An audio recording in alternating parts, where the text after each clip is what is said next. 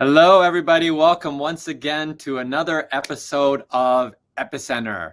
This is an in-depth series where we interview renowned business leaders and industry influencers that are shaping today's digital economy. So for more information, you can go to epicenter.com. Now, today's guest, I met Vu as a mentor when I was in the SOSV MOX program. And that was probably back in 2017.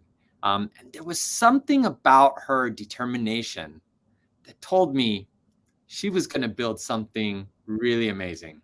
So I want to bring on, hello, Vu Van, how are you? I'm doing great. Thank you, Ronen. So excited to have you on Epicenter today. And we're going to talk about From Vietnam to the World, language learning app ELSA, which is something that you founded, breaks through the edtech ecosystem. So ELSA, firstly, thank you so much for taking the time to do this. For the benefit of this international audience that we have, and I'm sure there's people that are going to be plugging in from all corners of the world. Tell us about ELSA and what it does. But while you're at it, maybe also tell us about this personal journey that led you to creating this noble app. Thank you, Ronen. No, it's such a great honor to get reconnected to you from so many years ago when we met in Taiwan at MOX SOSV, right? And I'm very, very thrilled to be part of this Epicenter episode and sharing the story of ELSA and our journey. So just for everybody who might not be familiar with what we're doing at ELSA, what we do is we build a voice recognition technology, AI, that helps language learners around the world improve their English speaking skill. So we build this proprietary AI voice recognition technology that can listen to you regardless of your accent and then identify the very specific and detailed mistakes that you made when you speak English, whether that's your pronunciation, every single sound that you do wrong, whether you speak too fast, too slow, you don't emphasize in the right place. And then we give you a real-time instruction on how you can move your tongue, your lips in different positions to fix the errors, or you have to emphasize in different places. And the idea why we started this journey was started on my own personal challenge. As you all probably figure it out, I'm not American. I was born and raised in Vietnam, and having been growing up in Vietnam, we understand the importance of English, and it's been a big part of my journey, right? Growing up, you say, hey, if you speak English, you're going to get better opportunities, better income. You can travel internationally. You can work for MNC, like multinational companies. Back then, it's a big deal to work for MNCs, right? And so I've been spending a lot of time and money learning English. And it's not until I started moving abroad when I realized for the first time that people had a really hard time understanding my English. Even though I could read really well, I could write really well, I aced every single English test score. I probably know more English grammar than an average American, just because if there's any English grammar textbook out there in the market, I probably have seen it all and studied it all, right? But when it comes to speaking, there's nobody giving me the feedback in the journey of learning English that I know of. When I was here in the US, there's so many times, when I speak English, people would be like, can you repeat that? Can you say that again? It's very embarrassing. Sometimes you just say, don't worry about it, ignore it, because I didn't want to embarrass myself. It happened in your workplace, in school, in just so many environments. And I wish that I knew what's wrong with my English.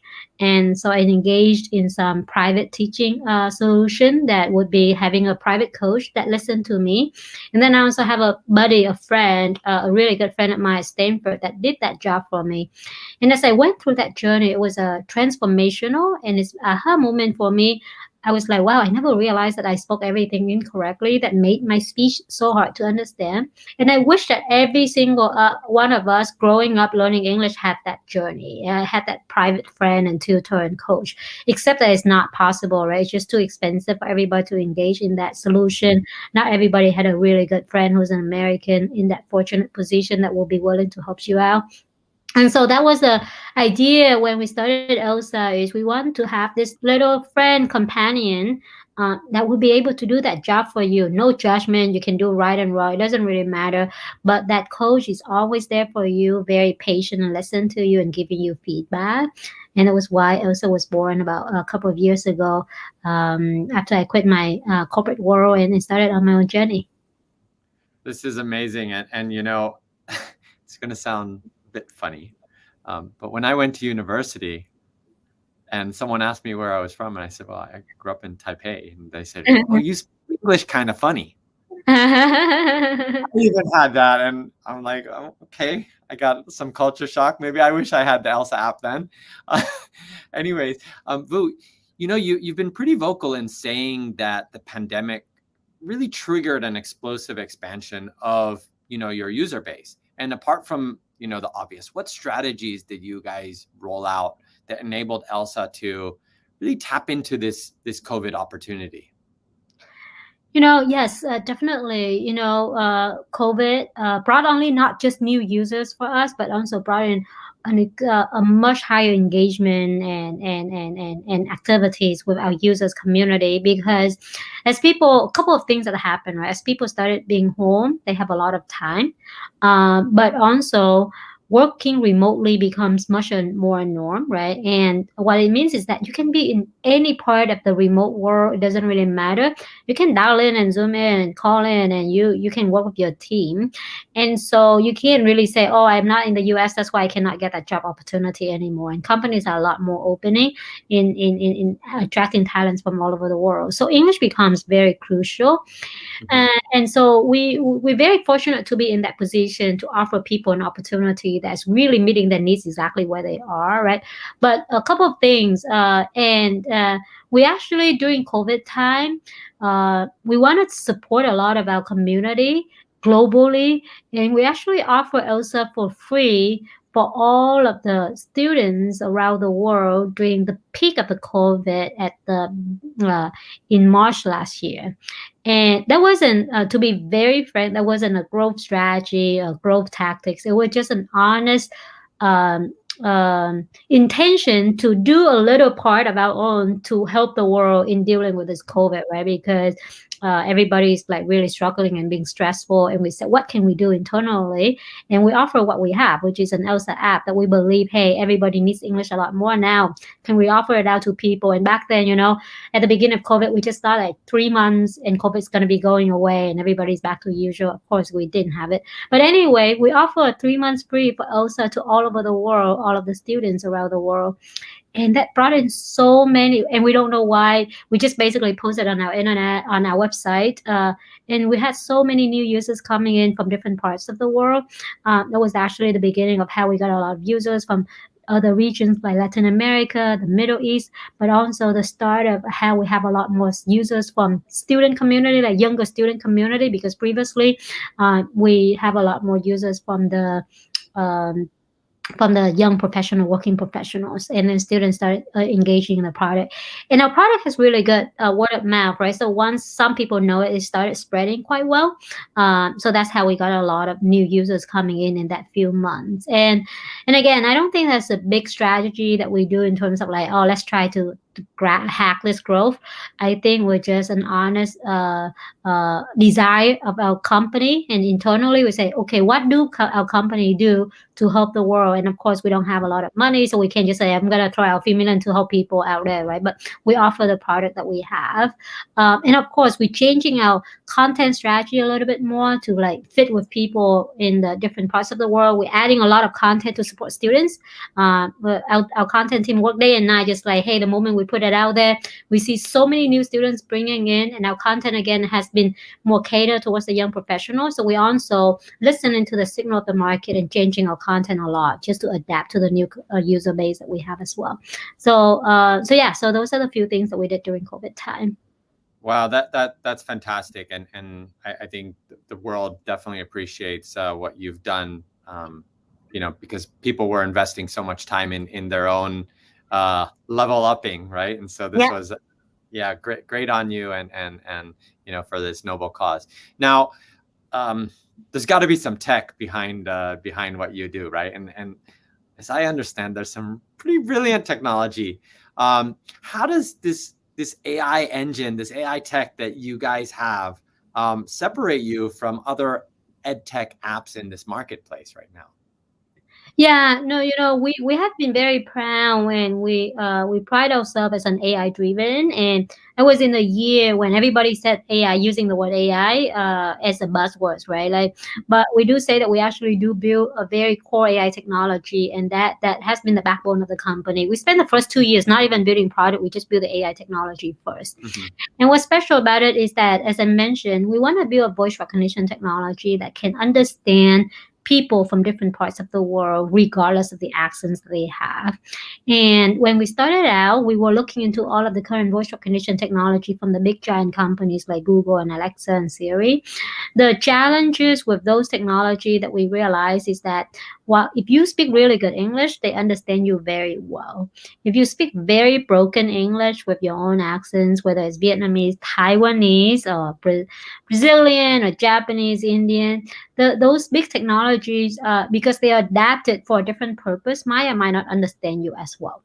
And when we realize that big limitation, we know that the user community that we want to help and serve are people who don't speak as good English yet, right? That's why they want to improve it. So we spent the first 2 years building this voice recognition technology, collecting our own voice data from users with different accents to then fine tune and adapt the technology and train the model so that it has a much more sensitivity to you speaking English in different parts of the world. And that really set us apart because it's not just about building a beautiful app. Definitely, it's not easy to build a beautiful and fun app. But for us, what set us apart is that we also have this AI technology that differentiates us, and that's also make it a very hard barrier to entry, right? Like and the technology is not built overnight, and it's not like built one time and then you're done. It has to be built over a long period of time. You have to collect a lot of data. It's also a continuous AI training model that we do, and I would say right now, I don't think there's anything out there that can listen and understand people with different accents as well as we do, and can help pinpoint the feedback in the way that we do, which is proven to be very crucial to language learners around the world in improving the English speaking skill. That's excellent. That's excellent. And thank you for sharing that. It's, technology really sets companies apart. And it definitely sounds like you have created a really a nice moat around what you've built. And, talking about what you've built, right? You actually, I was creeping at your LinkedIn profile, and you describe yourself as a hardcore operator and a tireless entrepreneur. Why is that? It's a few words, but that's actually hardcore operator is because I love building stuff, and I love seeing things improve in real in something that I can measure in a tangible ways. And before in my previous life, I worked in a logistic and shipping company, uh, Maersk, which is the one of the largest one, and the one out of Denmark. So in there, it's all about operations. I love seeing one container getting moved onto the ship and then shipping somewhere, and anything, regardless of how big your strategy and how sound it look on paper and how fancy it is, right? If you miss a container, it means that somewhere in the other part of the world, they won't get that container of goods, whatever that is. And I love the efficiency, how you can plan everything efficiently, how you can plan for the productivity.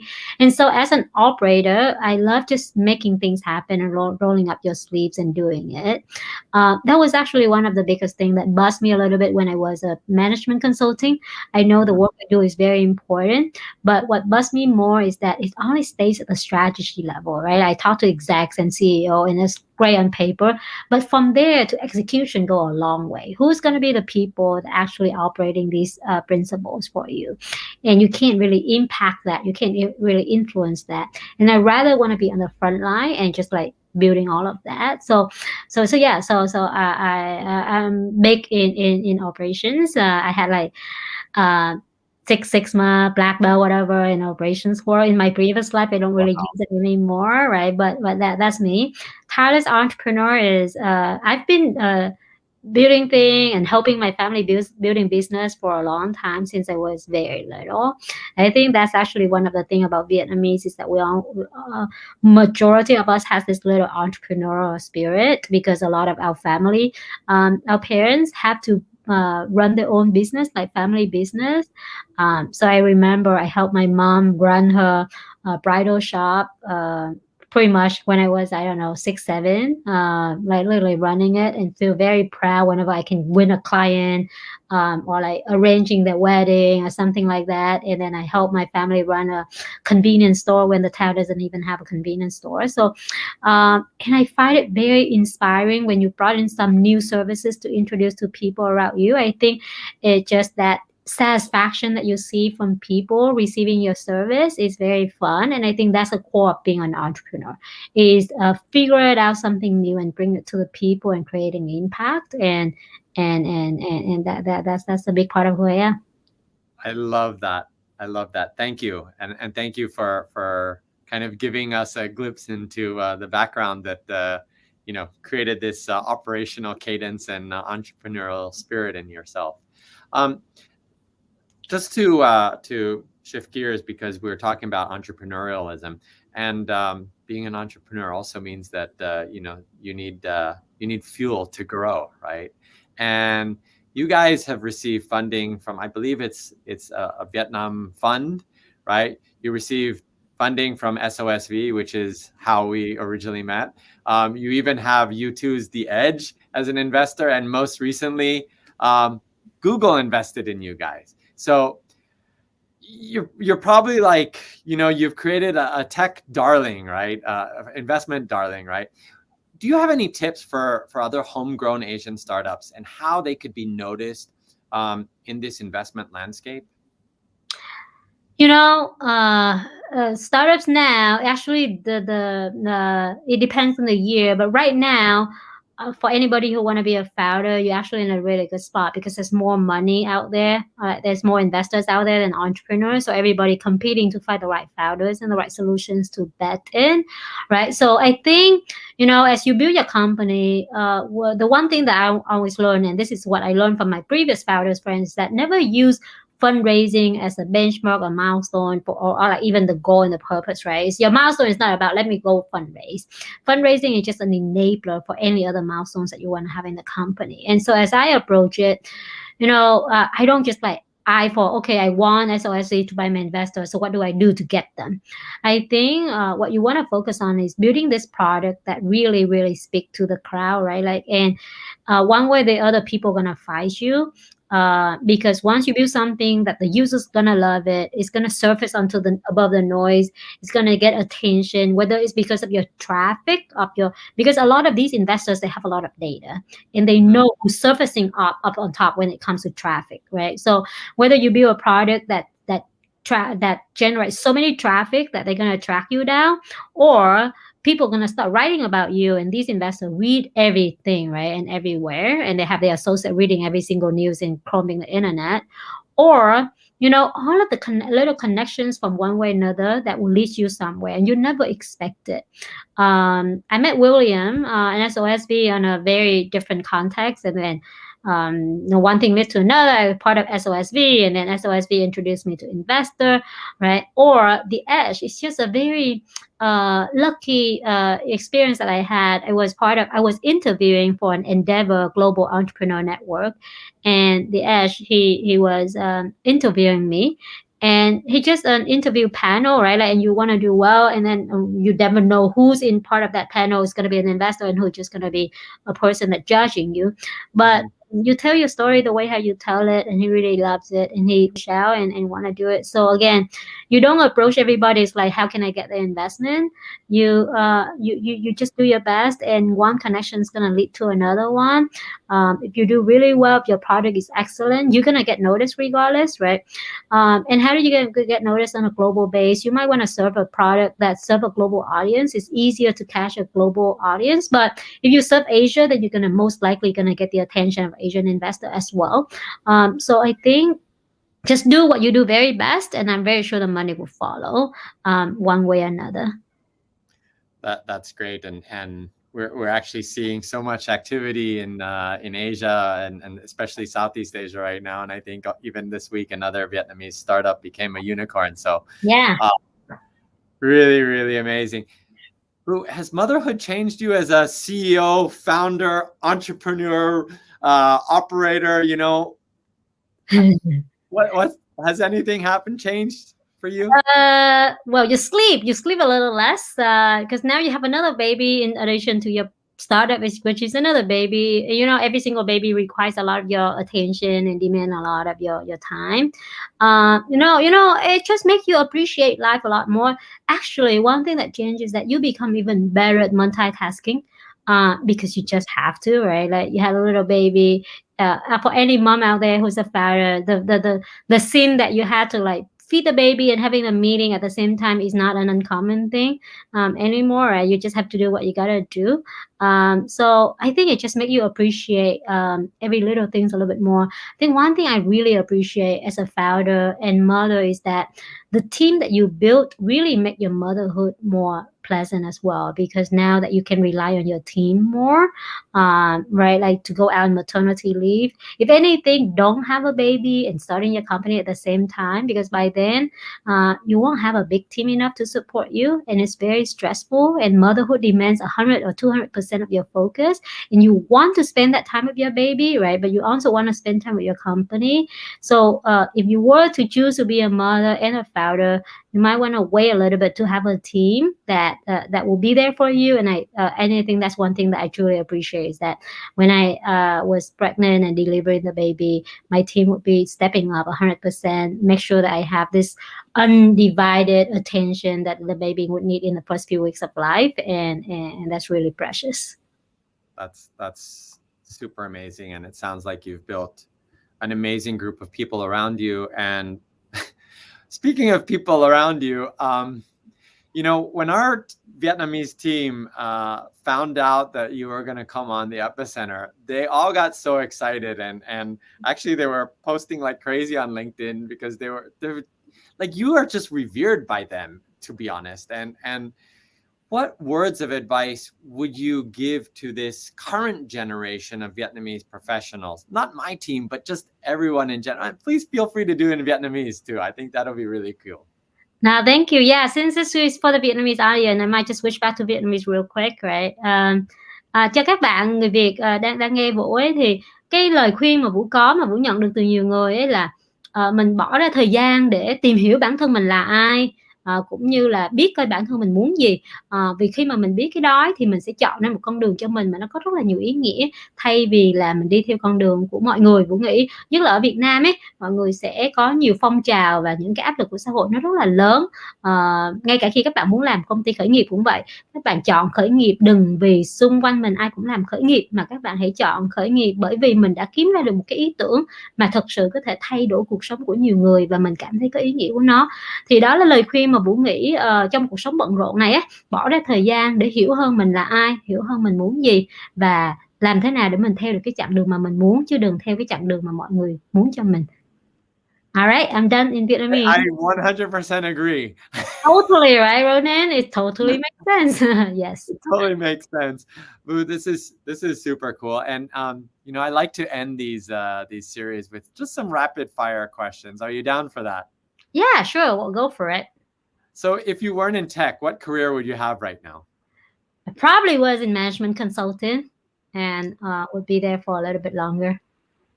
So besides happy hours, what was the best memory that you have as part of being part of the SOSV MOX Accelerator program? Oh, the food scene in Taiwan is top notch. You gotta go there. If not for SOSV and meeting great people like Ronen, you go there for the food. Oh, I can't argue with that one. Do you have a book that you'd like to recommend to an aspiring leader?